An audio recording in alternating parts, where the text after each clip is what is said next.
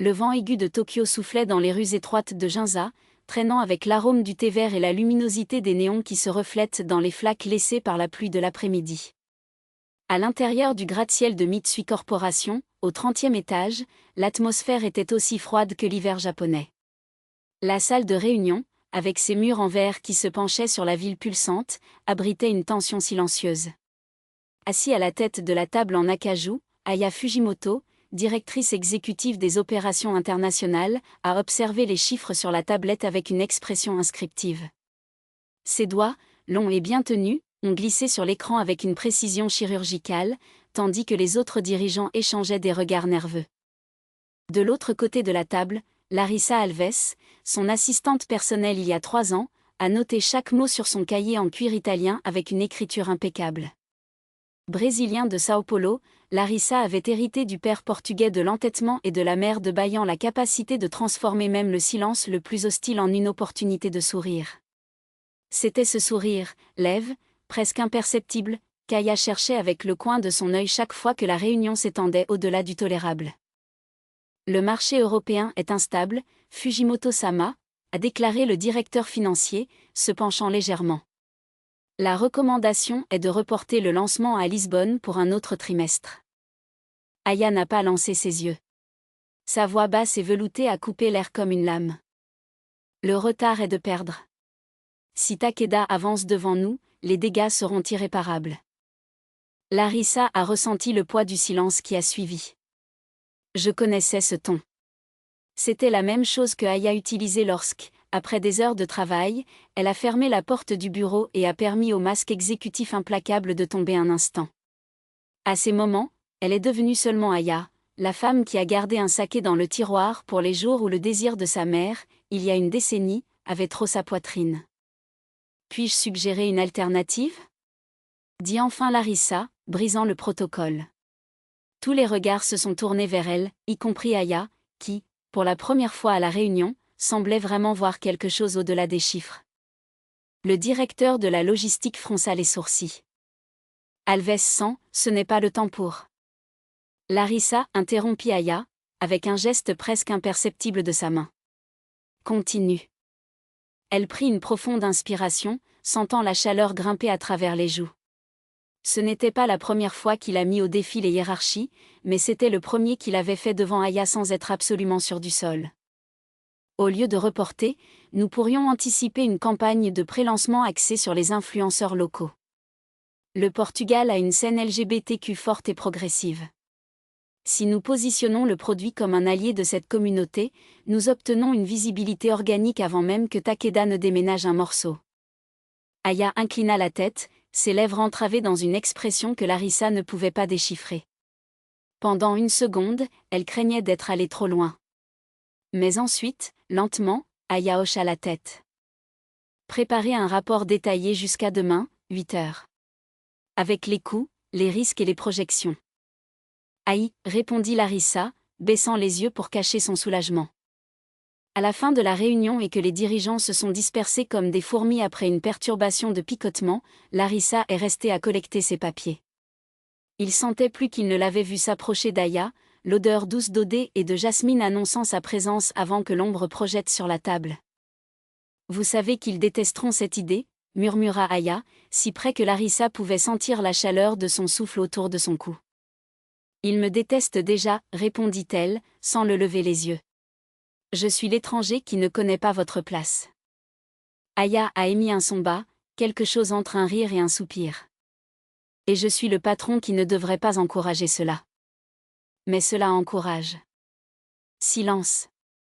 Puis Aya a légèrement touché le poignet de Larissa avec ses doigts, un geste si vite qu'elle aurait pu être imaginée.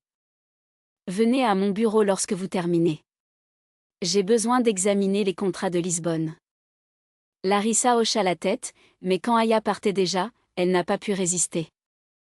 Tu vas me licencier si tu te trompes ? Aya s'arrêta, son dos fait toujours face à elle. Si vous vous trompez, Alves sent, je me lie avec vous. Et c'est cette promesse, c'est impossible, qui a fait le déclencheur du cœur de Larissa. Les semaines suivantes ont été un tourbillon. Larissa s'est envolée pour Lisbonne pour superviser la campagne, tandis qu'Aya est restée à Tokyo, gérant la crise silencieuse qui s'installe. Parmi les actionnaires conservateurs de la société. Ils ont échangé des messages courts et objectifs pendant la journée, mais la nuit, lorsque le fuseau horaire les a séparés pendant quelques heures, les conversations se sont prolongées. Aujourd'hui, j'ai eu des pastels de crème pour le déjeuner dans un café près du château de Saint-Georges. Le propriétaire m'a dit que la recette est de 1700. Imaginez, Aya. Des choses qui durent des siècles. Astérisque. Mitsui existe depuis 1673. La durée n'est pas la même que la peine, Larissa. Pensez-vous que rien n'en vaut la peine? La réponse a pris si longtemps que Larissa pensait qu'Aya avait abandonné la réponse. Mais alors? Je pense que certaines choses valent plus qu'elles ne devraient. Larissa sourit à l'écran du téléphone, son doigt suspendu sur le clavier. Je voulais demander ce que je voulais dire, je voulais aussi le risquer. Mais la peur, ce vieux connu, l'a fait type uniquement. Tonro, j'ai une réunion avec la Rainbow Association. Ils nous aideront avec la divulgation. Je veux de moi. Vous n'avez pas besoin de chance. Ne les laissez pas vous convaincre de faire le tour des étrangers au nom de la cause. Larissa rit fort, seule dans la chambre d'hôtel. Êtes-vous jaloux, Fujimoto-sama? La réponse est venue instantanée. Marqueture, Alves 100. Ou je devrais me rendre à Lisbonne pour vous rappeler votre place. Et cette fois, il n'y avait aucun moyen d'ignorer la chaleur que la phrase lui a causée. Le succès de la campagne au Portugal est allé au-delà de l'attendu. Les réseaux sociaux ont explosé avec le hashtag Amorce Frontera, et Mitsui a pris de l'importance dans les véhicules internationaux pour sa posture innovante. Mais ce que personne ne s'attendait, c'est la réaction des actionnaires japonais. Lors d'une réunion d'urgence, ils ont accusé Aya de déformer les valeurs traditionnelles de l'entreprise et ont exigé leur démission. Larissa a appris la nouvelle par un collègue de Tokyo. Elle était dans un bar à Bero Alto, célébrant avec l'équipe locale lorsque le monde s'est effondré. Ils ne peuvent pas faire ça, murmura-t-elle, les mains tremblant autour du verre de vin. Mais ils le pouvaient. Et a fait. Aya a été convoquée à une conférence de presse le lendemain.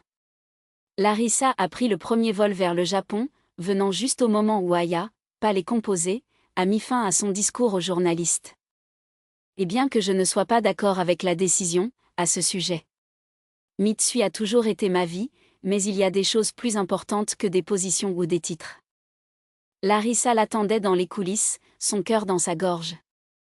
Vous ne pouvez pas partir, a-t-elle dit dès que Aya est entrée. Pas comme ça. Aya a enlevé sa veste, ses épaules sont tombées pour la première fois que Larissa a vu. C'est fait. Puis défaire. Comment? Embauchez-moi. Aya leva les yeux confus. Vous êtes licencié, Fujimoto-sama. À partir d'aujourd'hui, je travaille pour Alves et Fujimoto Consromed. Spécialisé dans les marchés émergents et la diversité des entreprises. Et notre premier client, elle sourit, sortant une enveloppe de sa poche. Ils ont adoré la campagne de Lisbonne et veulent quelque chose de similaire au Brésil. Aya a tenu l'enveloppe comme une bombe. Tu es fou. Probablement. Mais tu ne me laisseras pas seule là-dedans, n'est-ce pas? Pendant un long moment, Aya vient de lui faire face. Puis, lentement, un sourire, raro, authentique, son visage. Tu as toujours su me manipuler, Alves 100. Et tu as toujours su que je ne te laisserai pas couler. Aya a avancé, réduisant la distance entre eux à presque rien. Et si ça ne va pas? Larissa tenait son visage dans ses mains, ses pouces caressant les pommes du visage d'Aya comme si c'était la chose la plus naturelle du monde. Ensuite, nous nous enfonçons ensemble. Et quand Aya l'a finalement embrassée, une désespérée, comme si la noyade et la Larissa étaient son dernier souffle, nous nous soucions des caméras qui enregistraient encore dans les couloirs, ou de l'avenir incertain qui les attendait.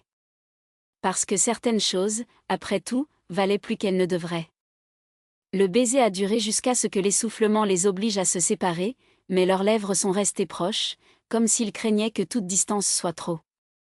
Aya soutenait le front de Larissa, prenant une profonde inspiration tandis que les doigts de l'assistant tremblaient encore légèrement contre sa taille.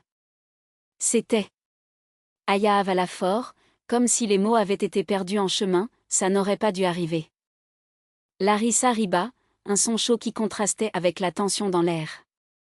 Vous dites cela comme si nous n'avions pas passé les 6 derniers mois à danser les uns avec les autres.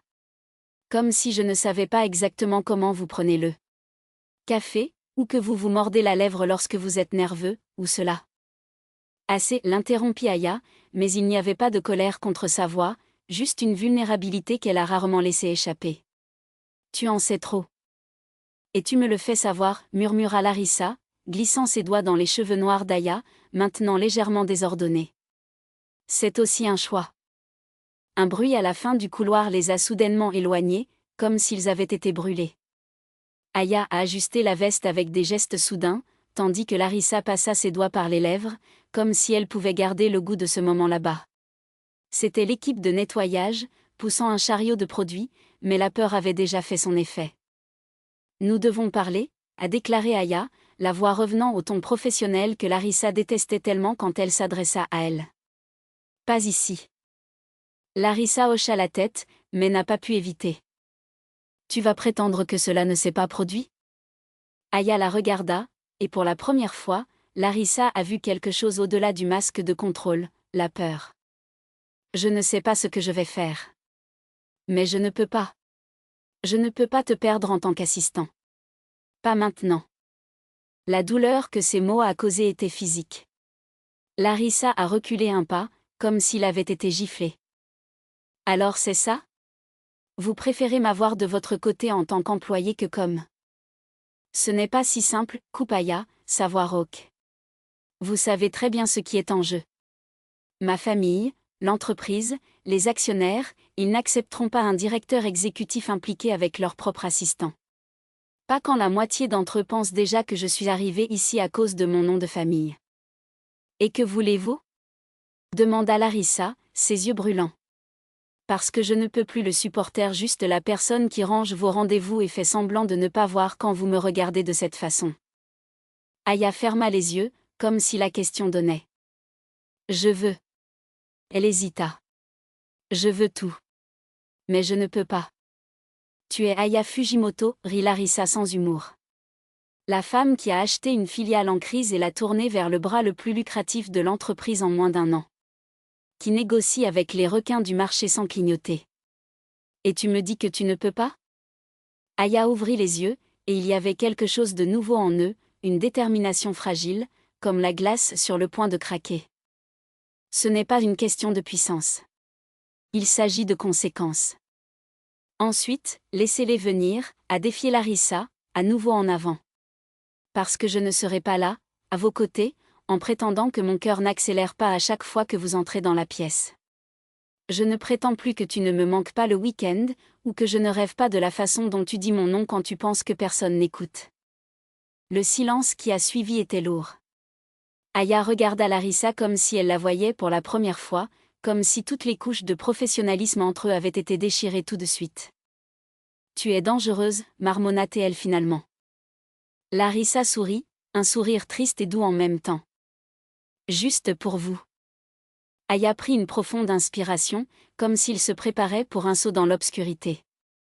Mon appartement. Ce soir. 8 heures. Et avant que Larissa ne puisse répondre, elle s'éloignait déjà, les sauts faisant écho dans le couloir vide. Larissa se tenait là, avec le goût d'Aya toujours sur ses lèvres et son cœur battant si fort qu'elle a blessé. Elle savait que cette nuit pourrait tout changer. Ou détruisait tout. Mais pour la première fois depuis des mois, je n'avais pas peur de ce qui allait arriver.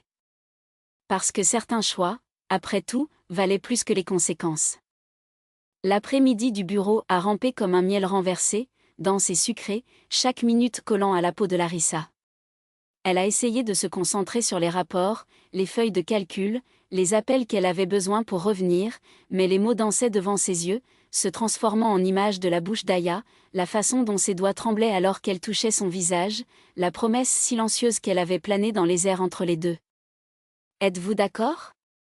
La voix de Marcia, la réceptionniste, l'a tirée de la daydream.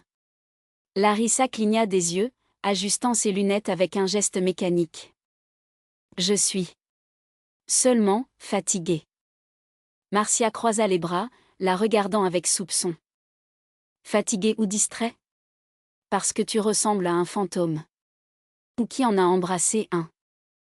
Larissa a presque étouffé. Était-ce évident? Je ne sais pas de quoi tu parles, a-t-il menti, mais la chasse d'eau qui a grimpé le cou la trahissa. Marcia rit, balançant la tête. Écoutez, je ne suis pas idiot. Je travaille ici depuis 10 ans, j'ai tout vu.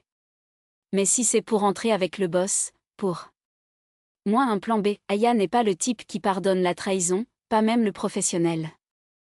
Larissa se mordit la lèvre. Ce n'était pas une trahison. Où était-ce? Elle ne se souciait jamais des règles auparavant, mais maintenant, avec Aya, tout semblait différent.